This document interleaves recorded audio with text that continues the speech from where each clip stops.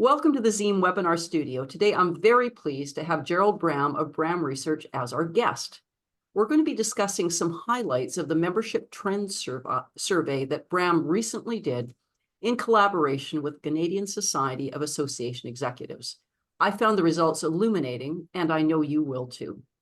Gerald Bramm has operated Bramm Research for more than 25 years.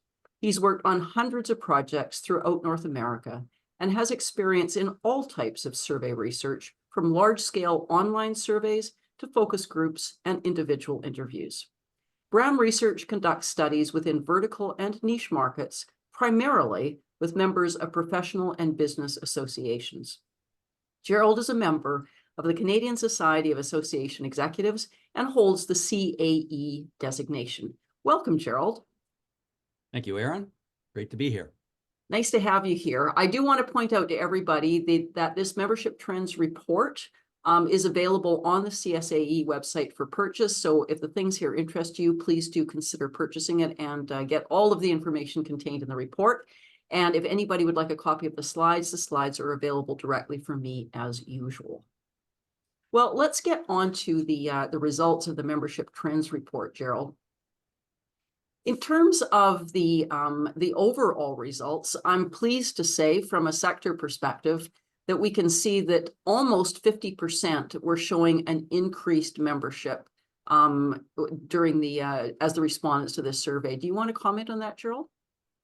Sure, happy to. Yes, you are quite correct. We had, first of all, just take a step back. We did have responses from over 200 Canadian institutions nationally, and approximately half, 49%, said yes, indeed, our membership has increased over the past 18 months. So that's great news.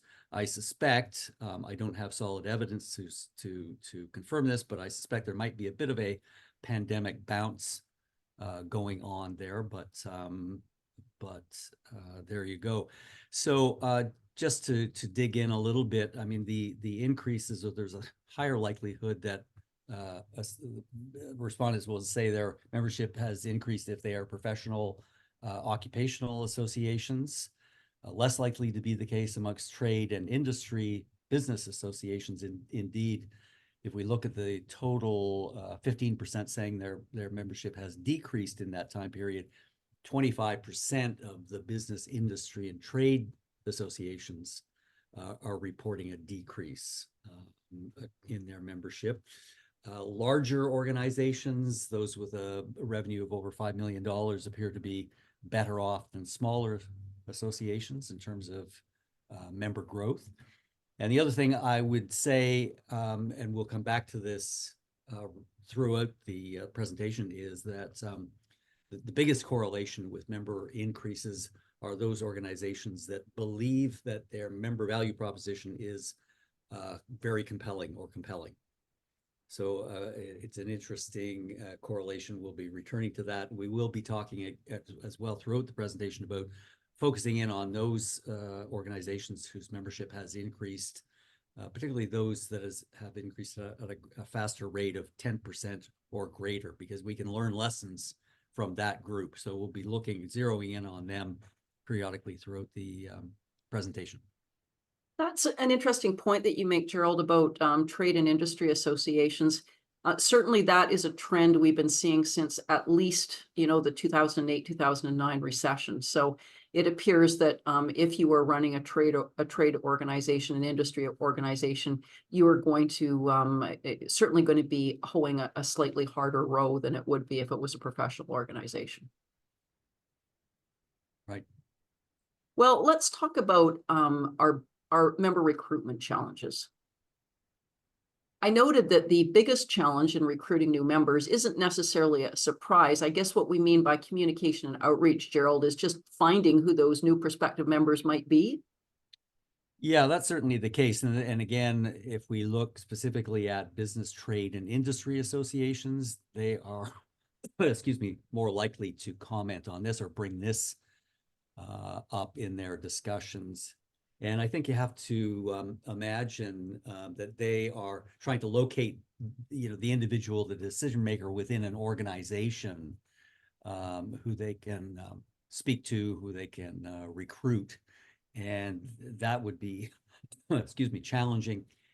And particularly given as well, just, CASEL and the restrictions that has imposed on us. We can't be sending out emails willy-nilly. We have to follow certain guidelines in terms of that email outreach.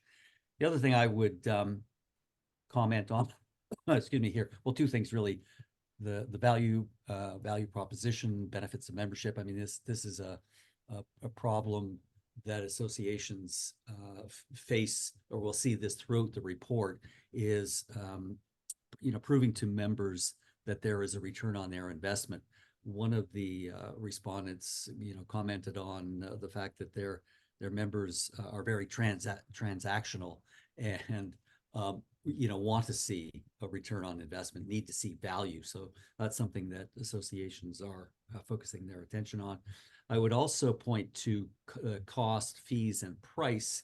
And again, somewhat anecdotally here, we note that, or my belief is, maybe you can confirm this, Aaron, that increasingly organizations are not covering the costs of membership. They're kind of evaluating that expense, and it more often than not saying, no, we're not going to cover the cost. So that is a cost that must be borne now by the individual member. So that's a challenge. Yeah, it really is. And, on the one hand, I can say that we're talking about trade and industry associations, you've typically got your core members, and then you've got those that supply the core members, and they want to be part of the organization so they can connect with their particular buying base. And for them, sometimes it's a little bit easier trying to figure out who to reach out to, because at the end of the day, at the supplier companies, it's the head of business development that wants the membership, because that's so that they can connect with the people that they're looking to sell to. Right. But often it isn't them that has the purse strings. It might be coming out of the marketing budget. It might be coming out of a central operations budget. So you really need to know who pays the bills and who is going to get the benefit actually out of the membership itself too. So often you've got to sell to multiple people when you're looking at trade association memberships. Right. So just in terms of member recruitment channels, and this one is perhaps not all that surprising, that in terms of the channels, word of mouth recommendations was the one that seems to get the best bang for the buck. And I know that's not new news. I guess the trick really is, how do you get that word of mouth recommendation happening for your organization? Any thoughts around that, Gerald? Yeah, I mean, I agree with you. I mean, I think the word of mouth recommendation is kind of know that kind of information, but it does cause one to consider, well, how exactly, as you say, how do we increase, how do we affect our word of mouth recommendations? And a couple of thoughts come to mind. One is, I think focusing very much on kind of the member experience. Like, what is it that I can do for a member, either at the conference or the annual convention or the meeting, to really have it be a compelling experience that would cause someone to say, wow, I was at a conference last week. It was just amazing. This happened and I learned this, and et cetera, et cetera. So, what are those things? And typically I think they would be experiences that are going to motivate someone to pass along that information. But it also struck me, and this is a question that we ask in many of our surveys, is the likelihood of recommending your association. So looking at your net promoter score, looking at the people who identify themselves as promoters, and asking them, why is it that you would promote, or say that you would promote the association to a colleague? And really kind of diving into those responses, because it will then give you a clue as to, okay, here's what we can focus our attention on, focus our communications on. But it also strikes me that testimonials still have a power to stand in for a a kind of a word of mouth type recommendation. So that's what springs to my mind when I see those results. I totally agree with you. And if I can make some suggestions about that word of mouth recommendations. There's only so many people that are going to be willing to do this, that are going to take the time to do this. So if you're going to be making requests, we're trying to recruit such and such a member, and I'm talking to you as another member, do you know so-and-so? Would you mind picking up the phone or sending them an email, or can I use your name as a reference? It really helps to figure out which of your members really have that core influence. So if they've got a very large circle of influence, then you're going to get more bang for your buck from either a testimonial or a request. Right. I would also note that if you've got core members and then suppliers as well too, for example, so you've got core members that are physiotherapists, or they are a certain type of company, the suppliers to them are a different kind of member, and suppliers know everyone. So if you're looking to get referrals or suggestions about who might become a member, suppliers can be a great source. Right. And they also like having a reason to pick up the phone to the core members, and to not always be, I'm trying to sell you more pencils or whatever the case may be. Yeah. So I've found that because suppliers have those connections, that can be really helpful. That's a good point. In terms of helping with that word of mouth stuff. So let's move on to why members are what we're using for onboarding for members, and what method seems to be working best for that. What are you finding? Again, I don't think this is going to come as a huge surprise, but welcome emails, seems to be the kind of tried and true method of communication. But I guess what I take from this table, and I'm just showing the kind of top 4 mentions in the report. There are a number of other methods that organizations are experimenting with, and I think 2 things. First of all, I would encourage organizations or associations to use a variety of methods. I don't think it's one email, welcome, and then you're done. I think it's people are using new member webinars, for example, seems to be an interesting technique, and being used by those with growing membership. So it was new member webinars. 25% are using them overall, but amongst the growing memberships, a higher percentage? Yes, I don't have that number right in front of me, but it was a higher percentage that are using the kind of a new member webinar as a technique. But the other thing I would say, Aaron, is some kind of continuous plan to stay in touch with a new member. So, it might be week 1, and then 2 months down the road, and then another 4 months down the road. People are experimenting, and I think it's worthwhile experimenting. Someone mentioned, well, I actually send them a handwritten card, or I send them an email with a video attached to it as a kind of welcome. I think it's very important to establish some kind of personal relationship from the start. An email can be fairly kind of clinical or a little bit cold. Welcome, here are the 25 benefits that you can now enjoy. But I think you want to try to establish right from the very beginning some type of relationship, if possible, with that new member, and have a way to keep in touch with that individual. You've been a member for 6 months now. Any kind of issues accessing benefits, any issues with the website, what have you. So that would be my takeaway. Yeah, I absolutely agree. And members really are usually at greatest risk within the first year of membership, or I should say, if it starts off free, in the first year of paid membership. Right. So I 100% agree that you want to have multiple points of contact in the first year of membership. And one of the first things I think you want to be asking is, after a couple of months, did you get what you signed up for? Because often at the end of the year, if they haven't used anything, they'll say, well, I didn't get my return on my investment. And in reality, they didn't actually use anything. So was that because nothing we had was of interest to them, or they didn't even realize it was there. Because once we've lost them, it's much harder to get them back than if we can kind of point them in the right direction in the first place. Right, right. And I think as far as the welcome phone call does, or I love the idea of, an email with a video attached, if you've got thousands of new members every year, I totally accept that a welcome phone call to every one of them may not be doable, but most of us don't. Even those of us with, relatively large memberships, the number of new members we're getting each year is in the tens or the hundreds. It's doable. And do keep in mind, a welcome phone call, you do not have to reach the person. You don't have to try 7 times to get them in person. If they just hear your voice saying, hey, Kevin, it's nice to have you as a member. I'm so glad, I'm here as a personal resource for you. Just getting that message provides that personal touch and makes people feel that there's somebody there that actually cares about them.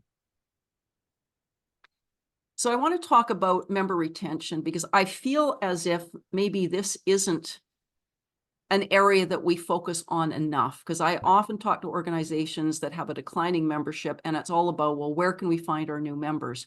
But it's the most important thing you can do is to provide value to the people that have already made the decision to have membership. Right. So when we look at these 3 primary reasons here, why members aren't renewing their membership, I guess, Gerald, this is the perception of association executives as to why membership is not being renewed? Yeah, I think that's right. I mean, somewhere in the survey, we ask whether or not you perform exit surveys, and but we don't really know whether or not this is a reflection of actually what members heading for the door are actually saying, or you're right, whether or not this is the perception from the respondent, from the executive answering the question. So if someone leaves, I think it'd be fairly easy to say, well, they just weren't getting any value from the point I wanted to focus on here, Aaron, and it's more of a question because I don't have any specific evidence for this, but career changes and transitions were mentioned as a reason for people not renewing. And I just wonder, we know, or we've heard in the media, the kind of propensity for younger members, the millennials, Gen Z, to be, moving around far more maybe than older generations, trying out different jobs and even kind of hopping from career to career. So I think this will be an ongoing challenge for associations. As to, the association is no longer relevant to me because I've become a astrophysicist, whereas before I was a plumber. So yeah, that's a bit of an exaggeration, but I think that's going to be an issue as we continue forward. So yeah, I think that's a really good point, Gerald. As I guess every association, not every association, but virtually every association is saying now, we just don't have enough younger members. We hear that from everyone. And what you've got to keep in mind is if you are fortunate enough to be able to attract younger members, you're not going to be able to do things exactly the same way as you have been doing them, all the time. Sure. For older members. So it's going to involve more segmentation, probably, than we've been used to in the past. And I guess one of the biggest challenges that we all have is there's now more that we need to be doing. And yet, it's not like resources are increasing rapidly and we have loads of money to hire more people to do things differently. Right. But I think this is an interesting segue to adjusting offerings and communications, because that kind of segues nicely from, where are you in your career, and are we giving you the kind of information you're looking for? Right. So we had 42% who said, yes, we are able to adjust our offerings and communications. That doesn't necessarily mean that they are, in fact, adjusting their communications, but they have, supposedly the ability to do that. I have to say that, this is more something that we would be more relevant, I guess, for professional and occupational associations, where it tends to be individuals who are members, as opposed to the business trade associations. We have a number of 45% of the trade business association said this wasn't applicable, because it's just not it's not really relevant. But so this chart is more relevant, I would say, to the professional occupational individuals. But I do think we're going to see this is going to become increasingly important as we have kind of more of the younger members coming on board, and I think we just know that they are have different interests. I mean, they're more interested in education and job advancement and things of that nature that are not nearly as relevant to someone who's in mid-career or late career. So I would also point out, coming back to this situation of people who are those of the respondents who said our membership has grown by a lot in the past 18 months, 54% of those folks said that they could adjust their offerings and communications versus 17% of those with a declining membership. So it does seem to be advantageous to have this ability on face value to be able to be delivering, specific services and communications to your members based on where they are. It seems like a little counterintuitive, but all of us, we struggle to get our members to read the stuff that they send to us. And maybe if we were more selective about what we sent and members had the ability to self-serve in terms of what kinds of communications they're going to be getting, maybe we would be more successful in getting our missives read. I have not seen anything that proves anything one way or the other. And I know I've talked to many association executives and board members about what would be better. And I haven't heard any real agreement about it at all. But I think it definitely merits experimentation, as you've said earlier. You don't know what's going to work until you try it. Right. So let's talk about the member value proposition. And I think it's important at this point to really talk about what the member value proposition is. Yeah. And admittedly, it's not like there's a dictionary definition here and thus we must follow it. But what I find is often when people are talking about what their member value proposition is, they're talking about the stuff we do. So, maybe it's a discount on this conference, maybe it's this professional development we offer. In other words, it's a laundry list of how we as association executives spend our time serving our members. Yeah. But when we really think about why people make decisions to join an organization, invariably it's as much emotional as it is anything else. I don't have time. Nobody has time. So you're asking me for at least my time, even if my employer is paying for it, and possibly my money as well, too. I'm going to be thinking, what's in it for me? And I think we have to be certain that we are expressing the need for joining as a value to the member. What are you going to get in return for this? Why is it going to be worth your while? Right. Totally agree with you. And I think you've kind of exposed something that we would redo next time or rethink the next time we did this survey, because the question was, in your opinion, how compelling is your member value proposition? But we didn't exactly define what we meant by member value proposition. We just assumed that there would be a common understanding of what that term means. But I think that was probably misguided, because I think you're right. Some people might say, well, sure, we have a compelling set of benefits that we, offer our members. Anyway, nonetheless, I would say this is, what we discovered is roughly two-thirds of total respondents said, I think our member value proposition is compelling or very compelling.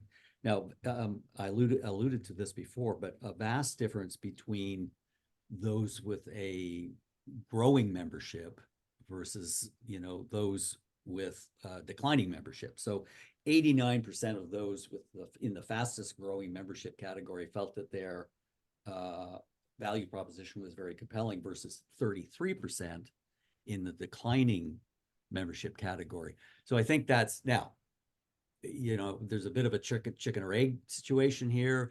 Gee, my membership has gone through the roof in the past couple of years. Our member value proposition must be gangbusters, So I mean, there could be a bit of that going on, but I do think that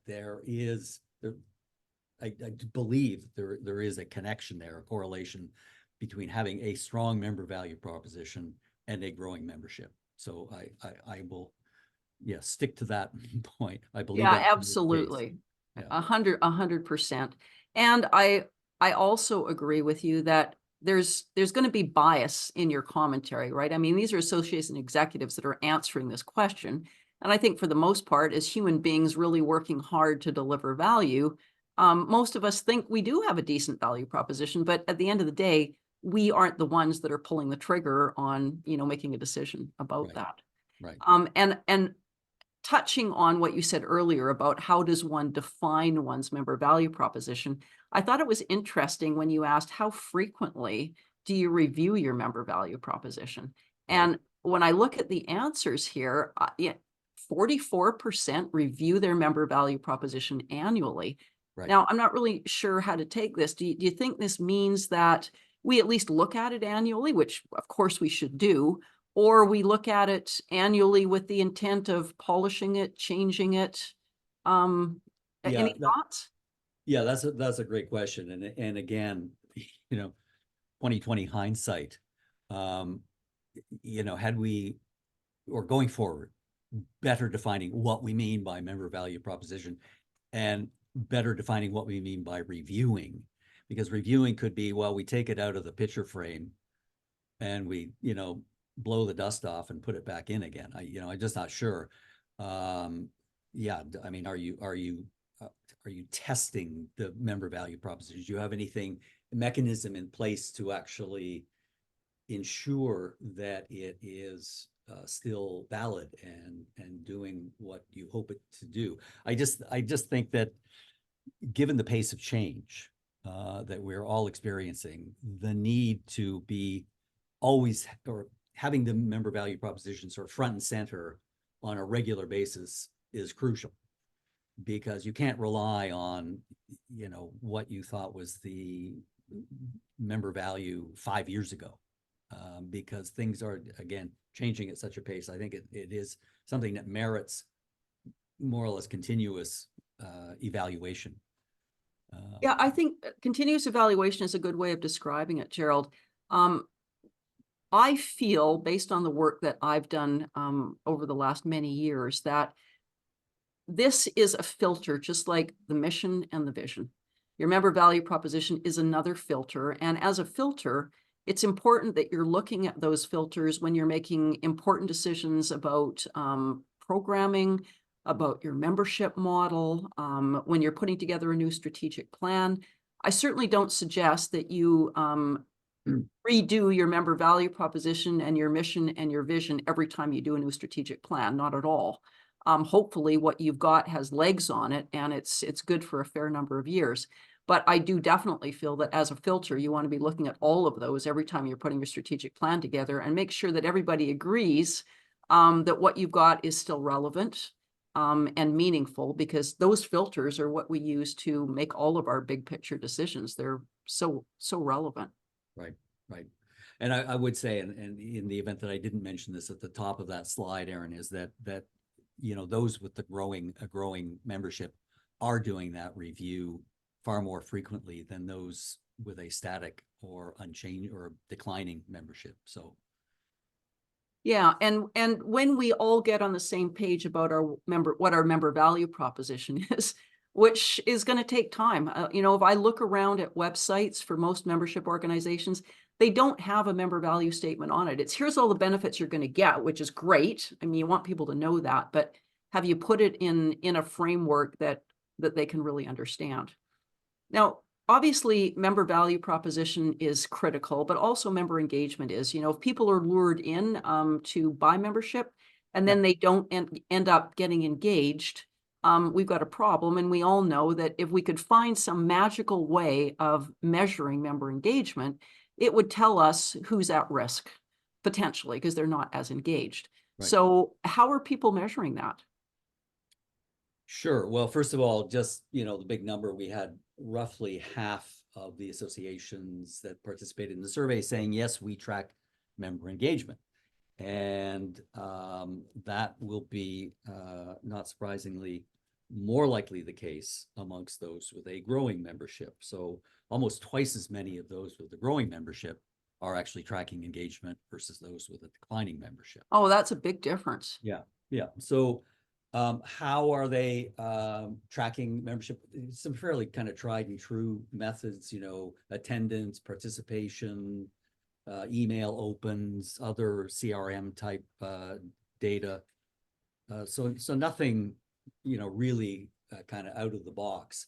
It's more or a number are mentioning other things, survey response rates, things of that nature, participation in other things. But I would say it's fairly kind of traditional methods of assessing or evaluating member engagement. Did you find, Gerald, and sorry, forgive me, I don't know if you'd asked this or not, but did you find that there were many respondents who were using social media metrics? Yeah, that was, again, more likely to be the case amongst those with a growing membership. Right. Not the case with those with a static or declining membership. It's funny, many years ago, there were associations that were trying to decide, well, do we need a website or don't we need a website? And now that we all know we do need a website, there's still a lot of us saying, well, do we or don't we need to be using social media? And I don't think anybody thinks it's a bad idea, Right. but it often comes down to resources. Right. If we're going to do this, we've got to do it properly. And how are we going to find the resources to engage with social media? But it doesn't seem like we really have a lot of option anymore. Right. Okay, let's talk about non-dues revenue, because of course this is highly relevant. I was intrigued by this number. Right. What So percentage? sorry to interrupt. Go ahead, Aaron. Well, I was going to say, anecdotally, Yeah. the organizations that I work with tend to have around about 50%. Right. Of their revenue from membership dues, which I think is a pretty good number. It's still meaningful enough that you've got to focus on your members, but also it's not so high that if you get, an economic downturn that you're going to hit a wall. Right. But when I look at these numbers here, it looks like the average maybe isn't all that meaningful a number here. Right. Right. Yeah, it is surprising. I mean, I think the value of this number, we often get asked, I'm sure you often get asked as well, Aaron, gee, our member fees make up whatever, 80% of our total revenue. Is that average, or where is that? Yeah. Because people just, I don't think so. We have this number now, but you're right. I mean, it is interesting that the kind of percentages are kind of evenly distributed from 1 to 25% all the way up to 75 to 99%. We've got more or less equal buckets. So yes, does 52%, is it an accurate indicator of some sort of central tendency? I'm not sure, because it does seem to be, it is more or less in the middle, but what percentage are actually in that particular bucket? So it's curious, and I can't say that there's any particular difference between the faster growing associations versus those with static membership. I mean, it was more or less even across the board in that regard. So Yeah, and of course, I mean, for those organizations that for one reason or another, don't have conferences or can't have conferences or don't have sponsorship or can't have sponsorship, it doesn't leave you with an awful lot of options. And when we're looking at where the the bulk of the non-dues revenue comes from, it's conference registration. for sure. Yeah. Yeah. So this was the follow-up question. Okay, let's talk about non-dues revenue, and I'm just showing here the top 3 mentions. But I mean, there are, a number of other alternatives, and we also just threw it out to folks as an open-ended question, but conference registration, sponsorship, education, no real big differences between, again, those with a growing membership or those with a declining. Maybe those with a growing membership are deriving a bit more of their non-dues revenue from these 3 sources versus kind of the total number, but not huge differences. Yeah, and I guess too, what we have to keep in mind here is conference registration is not net bottom line revenue. You know, some percentage of that conference registration fee is direct cost to you. Sure. I guess the other thing that we need to be aware of, we are seeing all over the map what kind of experience people are having post-COVID with conference. Some of them are getting lots of people showing up. You know, they really missed each other over COVID, and they are at pre-COVID or better levels. I'm seeing also many who are nowhere near pre-COVID levels and are now on their second conference or so, and it doesn't look like that's changing. So I just want to point out to people that if that is something you've experienced in the past and you're seeing a bit of a slow start back after COVID, that's definitely a danger line and a risk that needs to be managed. So let's look at membership models. This was a pretty open question. Yeah. Have you made any changes to your membership model? Did anything leap out at you here, Gerald, on this one? Yeah, I think a couple of things. I mean, first of all, I would have thought that the number would be higher of, people who have been making changes or tinkering with their membership model, but we had just 27% who said yes in the past 5 years. We've made some changes. Now, we may have directed people's thinking a little bit here by giving an example of tiered pricing, but we thought it would be helpful for them to know here's kind of where we're going with this question, but maybe we kind of stacked the deck a little too much, because people were generally talking about, pricing and adding new categories to their membership, or simplifying, streamlining, their member categories, things of that. Those are kind of the dominant mentions when they talked about membership models. And it's the same would be the case for those who are thinking about changing membership models in the future. I mean, basically, I would say the major difference is that those with a growing membership show a greater tendency to have made changes in the past couple of years, and those with a declining membership or static are more inclined to be thinking about making changes in the next few years. So that was kind of the principal difference that I could see in this chart. So yeah, and I would want to just throw out here, regardless of whether the respondents were talking about price changes or wholesale membership model changes, please do keep in mind that one of the easiest ways you can keep on top of your costs is by having modest annual membership increases, just equal to the cost of living. And if you think about, even despite the fact that we've had such a low cost of living up until recently, over 10 years, even at 2%, that amounts to a significant increase in your revenue, and it's relatively painless for your membership. And yet, I would say most of the boards that I've worked with and continue to work with are super scared about any increase whatsoever. And so what happens is they wait, and then they have to have a correspondingly large increase with a lot of angst around it. So I'm seeing more of a trend to people going with annual modest increases, rather than trying to suck it up for as many years as they possibly can. Right. So let's talk about priorities. Sure. Yeah, so this was basically a kind of a wrap-up question at the end of the survey, where we said, basically we talked about a number of issues and challenges. What would you say is your association's #1 priority over the next 12 months? And, a bit of a mixed bag here. This, again, was an open-ended question, so we've done our best to try to compress this down to kind of code the responses into various categories.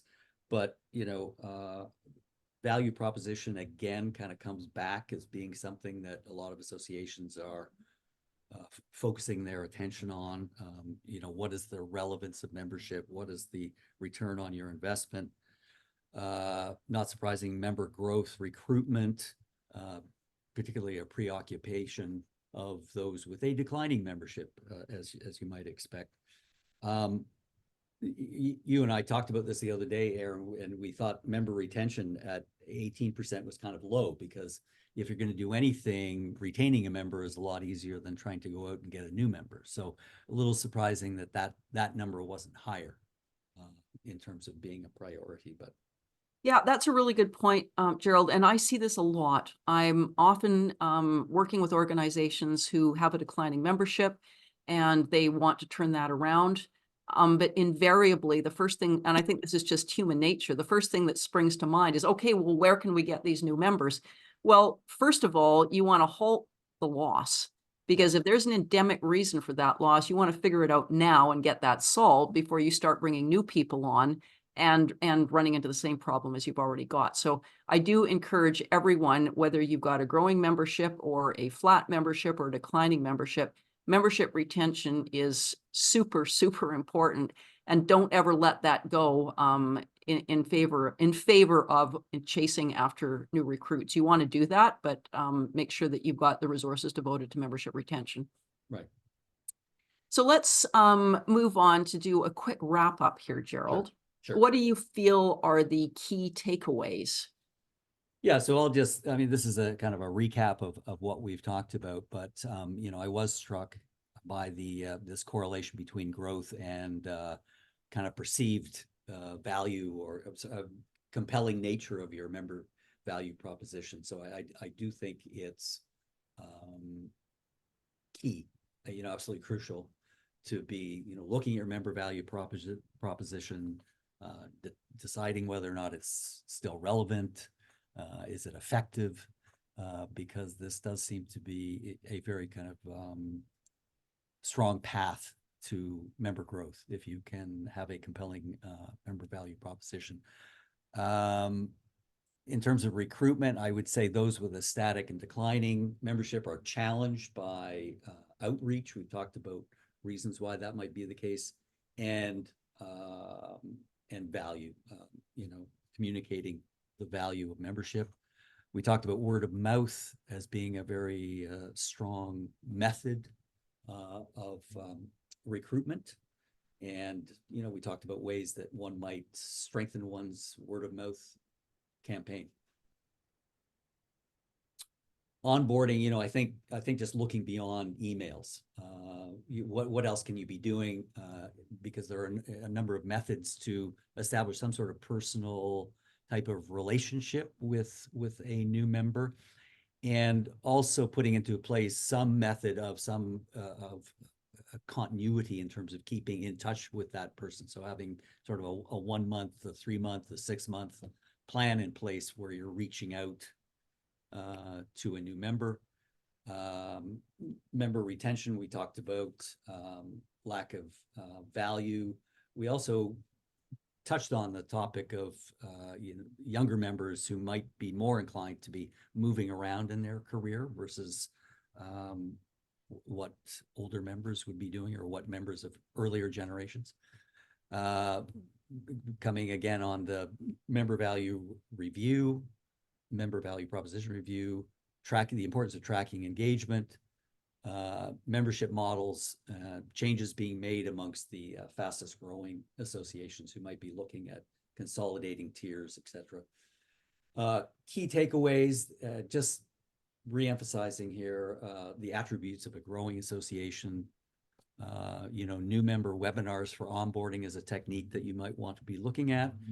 Member offers communications segmented to different demographics. Is your member value proposition compelling or very compelling? Is it being reviewed on a regular basis? And are you tracking member engagement? Great points. Attributes of growing associations from the 2023 Membership Trends Report. These are things that we've heard from our peers, and they seem to be working.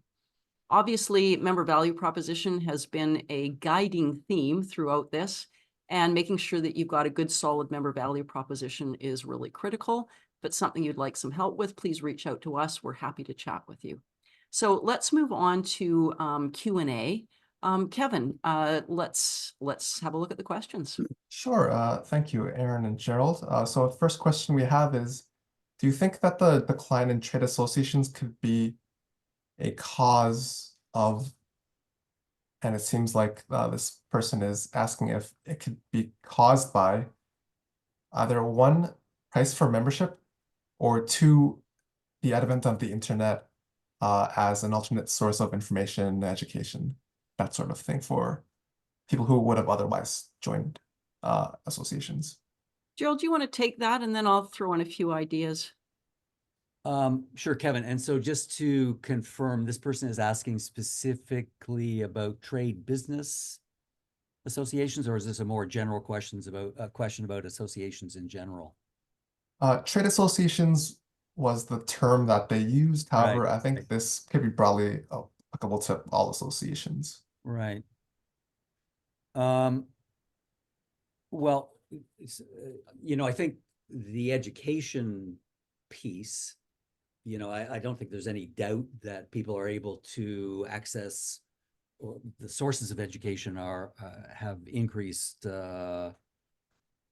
astronomically, in the past dozen years or more with the advent of the internet and a number of people kind of jumping into the market to provide education. So no doubt there's far greater competition. I don't think that anyone would argue with that.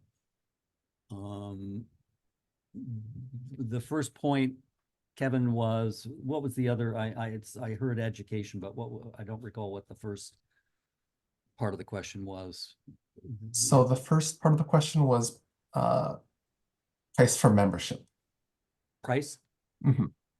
Yes.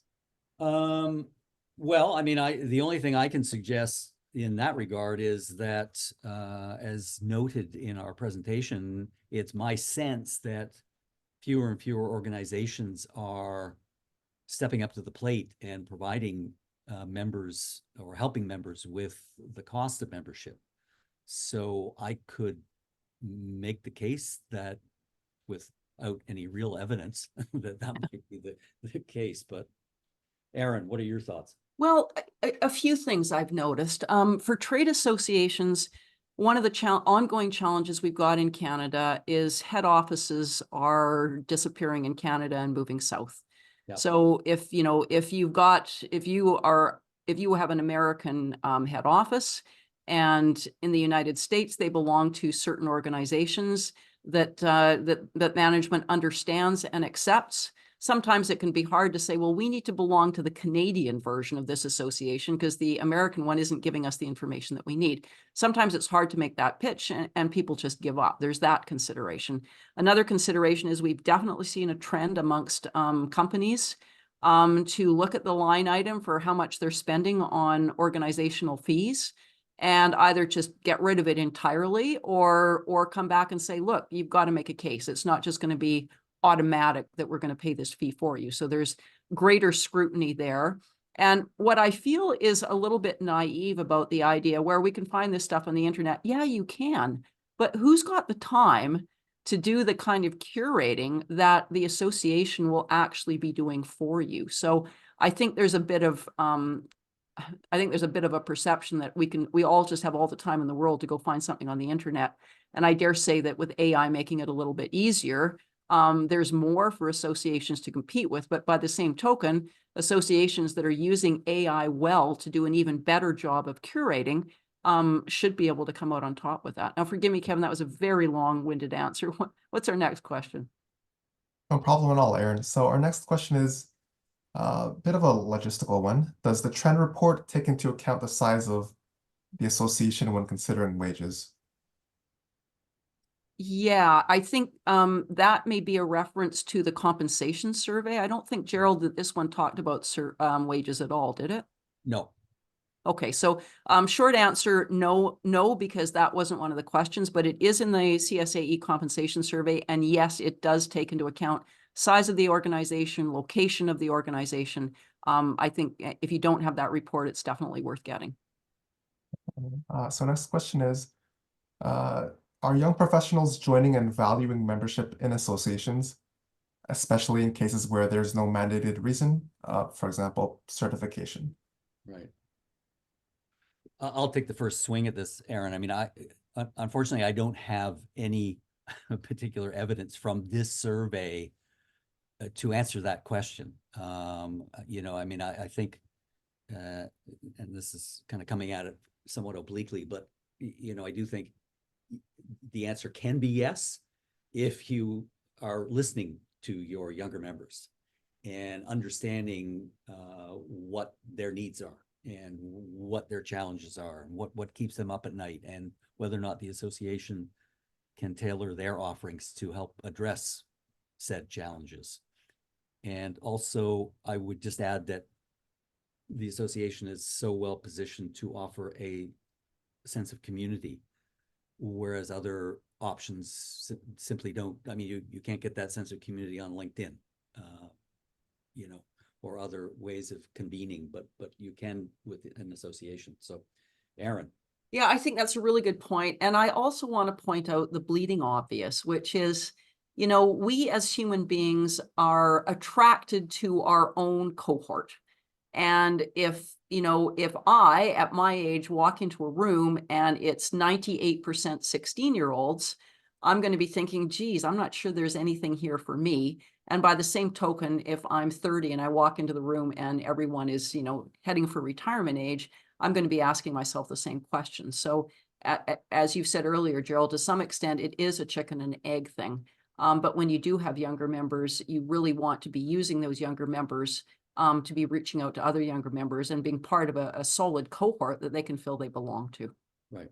Kevin, what have we got next? Were there any regulatory associations interviewed in the survey? And if so, what were their main challenges? Right. Yeah, I'll address this. Yes, there were, but unfortunately, very few. I mean, we did ask right at the top of the survey, which organization type best describes you.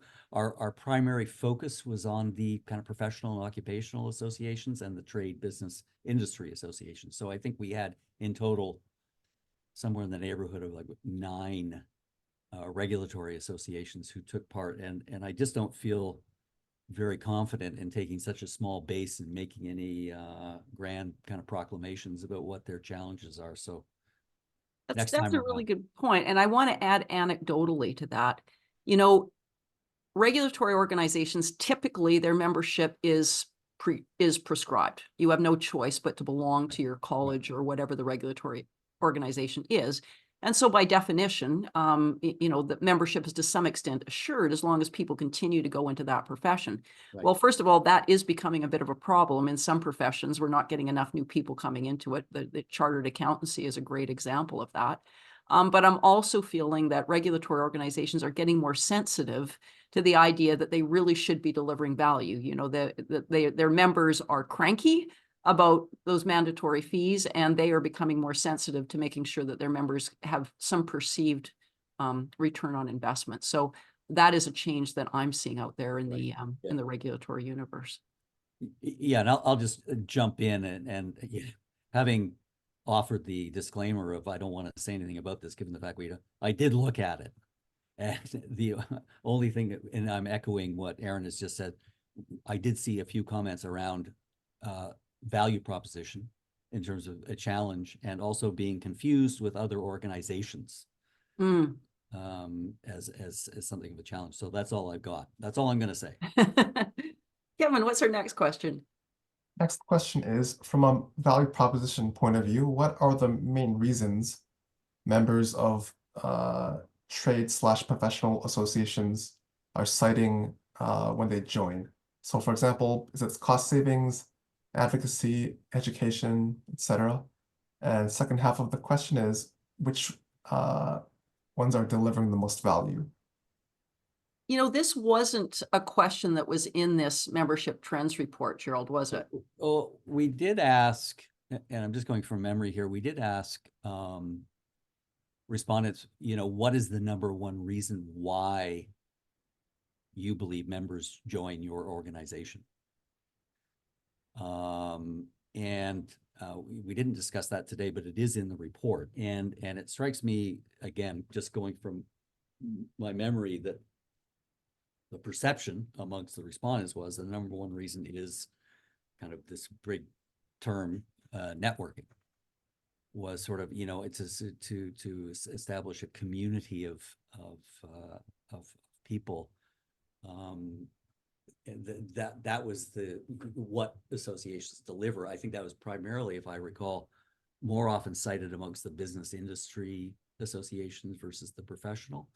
But that strikes me as kind of rising to the top of the heap when it comes to, why are people joining?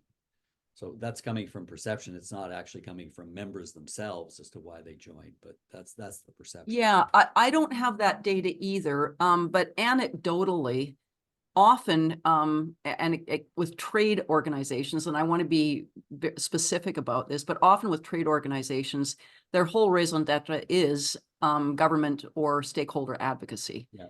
And what tends to happen is that when we feel our industry or our profession is in trouble, that we've got an existential threat, we're much more likely to join the organization so that we at least know what's going on, and hopefully that we've got a voice that's bigger than our own. But I wish I could drill down on this a bit, but often, one thing I will note here is often the reason why we join an association is different than the reason why we stay. So you may need to have a different kind of value proposition to bring people in, versus the value proposition that makes them want to stay. Often what makes them stay is the networking. They've made friends, Right. They've got connections. These connections are really valuable to them. They feel they wouldn't be able to maintain them as easily if they weren't part of the organization. And that's why they stay, but it's not necessarily why they joined in the first place. Right. What's next, Kevin? So this next question, I believe, is referring to the slide on how people join associations. So I think the top result there was word of mouth, but this question is just asking, why don't the numbers add up to 100%? Sorry, why don't the members what? So I believe this question, and correct me if I'm wrong, Yeah. person who asked this, but I believe this is referring to the slide on member recruitment. So which are the most popular methods through Right. which members are recruited? Yeah. And this person was just asking, why don't the numbers add up to 100%? Right. And so let me address that. I mean, I summarized a lot of slides here for the purposes of this presentation, and only showed in a number of cases maybe the top 3 or 4 reasons or responses. So in that case, it wouldn't add to 100%. And I'll just say as an aside, having presented research for many, many, many years, I always know that there's going to be someone in the room with a calculator going, that adds to 101%. What is that? But anyway, I think that's the answer, is that we've truncated some of the results here. Full results in the report should add to 100%. All right, thank you, Gerald, for the clarification. Next question is, how would you suggest we personalize a connection with a new member that does not feel automated when we're welcoming 150 people 3 times a year? Yeah, I'll take a crack at that, Gerald. That's a really good point. And the whole point is about whether it feels automated or it doesn't feel automated. And I know the sender is talking here about, the value of sending handwritten cards, but who's got the wrist strength to be doing, 450 annually. That is absolutely a good point. And I find that making a voicemail message that's personal into that, like literally picking up the phone and saying, hey, Gerald, I'm so glad you joined the organization. I would love to have a couple minutes of your time to find out why you joined and what you would particularly like to hear from us, or drop me a line. Honestly, you can do these things before or after hours and literally whip through dozens of them relatively quickly, mostly because people aren't going to be picking up their phone, and they often don't anyways. So I see a lot of value in personal voicemails. And then we're also talking, I see another question here about automated voicemail delivery services. And again, it's really all about how it comes across. If it really comes across that I've picked up the phone and I specifically said, hey, Gerald, hey, Kevin, hey, Sue, that makes me feel like it was meant for me. And they care about me. If I'm just getting something like an email that looks automated and very generic, that is definitely not making a personal connection. Thank you, Aaron. Next question. How do you convince an aging board of directors to allow you to spend the money on new technology that is required to reach out to the younger generation of members or prospective members? Very excellent question. And aging board of directors, well, every board of directors is aging every minute of the day. But I guess what we mean by that is that they're not necessarily in that cohort that spends a lot of time on their devices. Really, it's all about what are they willing to invest? How much money, how much resources are they willing to invest to hold on to the members we've got and bring new members in? And I think the most important thing you've got for your board of directors is statistics. Two things you should be sharing with your board of directors on an ongoing basis, not just annually, but at least quarterly. What is your new member attraction rate? That's a number. You can calculate it very simply. What is the percentage of new members we are attracting every year? And number two, what is your member retention rate? What are those two numbers? There's so many organizations that do not track those, do not share them with their board of directors, but it's just simple math. If you've got a member retention rate of 80%, and you've got a new member attraction rate of 15%, that means you're leaking membership at the rate of 5% a year. So those numbers are compelling. They don't lie. At first, you have to convince your board that this is work that has to be done on an ongoing basis for any membership organization. Make sure they see the numbers and make sure they see the trajectory in membership revenue that goes along with that. Thank you, Aaron. Next question is, I recognize that organizations need to commit to operational efficiency. However, many members have a poor appreciation for what is involved in the provision of services. It's difficult to convey this to them. Any suggestions? My goodness, yes. Every single association executive that ever lived has this problem.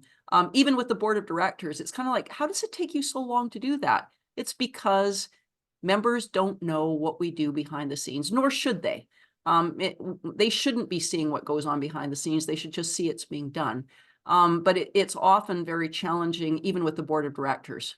You know, they see stuff that's very visible front stage, but they don't understand what's going on in the backstage and how much time it's taking. And I want to connect this back to the point made earlier about having the right technology. We don't need the right technology just to communicate to younger members. We need the right technology to automate ridiculously manual processes that have been in place for years because we couldn't get the budget to get a proper association management system or a proper email outreach system. There's so many things that you need to be doing internally on an ongoing basis that require an investment in technology, and you can leverage the value of the resources that you've got. So you don't have somebody sitting there plowing through an Excel spreadsheet. Instead, they're picking up the phone and they're onboarding new members. So if you've got a board that's refusing to invest in technology that you know you need, this is a bit of a crisis situation, and you've got to explain why, and productivity and efficiency and dealing with members is key here. Thank you, Aaron. Next question is, I'd be interested in your thoughts on something we're currently considering doing to help grow our membership, and that is we're considering turning to some recently retired but well-connected members to help grow our membership. And the plan looks like they're going to give them a commission on the referrals split between 2 years to ensure the member is more likely to stay with us. Yeah, that's a really good question. And I've definitely seen it. I've seen this tried before. A couple of things that I've experienced, and so I'll just share this with you. Number one, once people retire, they don't think the same way as people who are in the daily grind, and they're not as easy to reach. So you can't assume, if you've hired someone to, go out and be doing a certain amount every week, you can't guarantee they're actually going to do that because they don't think of it as a job. And you might find that, you're not necessarily getting the number of hours or the level of productivity that you had hoped for. And after all, that's why you've gotten them on commission. So it might just be that as retirement becomes even more appealing, maybe it's not working as well as it might have in the past. The other thing you need to realize is demographics. Who are you trying to attract here? If those retired people are reaching out to people in their demographic cohort, then, you're going to be bringing people on who are, closer to retirement age. So you just have to be aware of, what kind of credibility they have within the cohort you're trying to attract. And if the answer is excellent credibility, everyone wants to take their call, then great. All you need to worry about is how busy they want to be. If it's not excellent credibility, in other words, if you really need to recruit much younger members, that may not be the way you want to go. Thank you, Aaron. Last question is, in the context of declining membership revenues, what do you think of project-based grants as an alternate revenue source, considering the project will in turn require additional resources as well? Yeah, that's a really good point, and I've seen it repeatedly. The challenge is with grants, number one, they are enormously time-consuming to get. You know, you don't get every grant you apply for, and it takes an awful lot of work to put a grant application in. And then once you've got it, there's no guarantee you're necessarily going to get it again. Also, you know, typically when you're getting grants, there are rules about how much money you can actually use to pay for overhead as opposed to program delivery, for example. And typically the amount that goes to overhead is very small. So usually what ends up happening is if you get a grant, it involves ramping up in terms of resources to deliver what's from the grant. And I don't really think of grant applications as sustainable, meaningful alternate revenue. However, if you can get a grant to get a new member program or service up and running, and you can get the grant to make it happen, that's a great thing, because then by the time the grant money's over, you've done something you hoped you would have been doing anyways, not something that you're doing just to meet the requirements of the grant. So it depends on the circumstances that you're in, but don't underestimate the resources that it takes to make this happen. Thank you, Aaron. That was So- the final question. Wonderful. Well, thank you very much. I appreciate you all being with us. Please keep in mind that our next webinar is on May 16th, and we're going to be covering finance in that webinar. This is Finance for Associations Masterclass. I look forward to have you join us on May 16th. Kevin will also be following up with you for your feedback. We're always happy and very interested in hearing what you'd like to hear next.